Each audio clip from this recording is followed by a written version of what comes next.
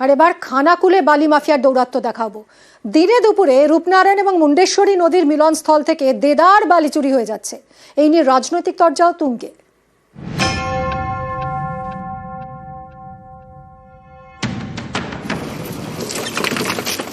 লুট হচ্ছে বালি, খালি হচ্ছে নদীর বুক, রোজ প্রকাশ্যে হুগলির খানাকুলে।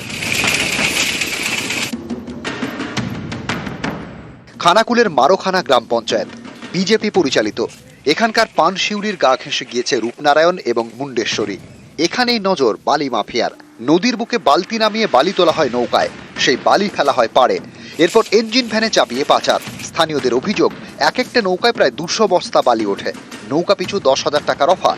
এ নিয়ে পঞ্চায়েত অফিস এবং পুলিশে জানিয়েও কাজ হয়নি, বালি চুরিও বন্ধ হয়নি। আমার ধরো 2-3 দিন ছাড়া যাচ্ছে বালি তুলে নিয়ে যাচ্ছে। এ কারা তুলে নিয়ে যাচ্ছে কারা না নিয়ে যাচ্ছে সেই সব তো আমরা বলতে পারছি না।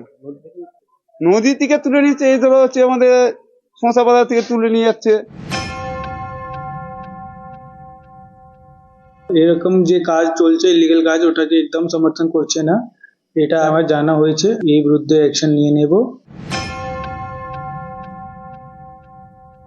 যেহেতু এই খানাকুলটা বিধায়ক থেকে পঞ্চায়েত সমিতি খানাকুল টু মাখানা পঞ্চায়েত টোটালটাই বিজেপির দখলে। ওখানে বিজেপির মদতেই বালিগুলো উঠছে। ওনারা আমাদের গ্রামে যে অপচার চালাচ্ছে, কুৎসা চালাচ্ছে, আপনারা একটু খোঁজ নিয়ে দেখবেন এই বালি তোলার সাথে কারা জড়িত রয়েছে। একদম প্রমাণ সহ যদি চেয়ে থাকেন আমি দিতে পারবো। খানাকুল থেকে শুভদীপ ঘোষ, নিউজ 18 বাংলা।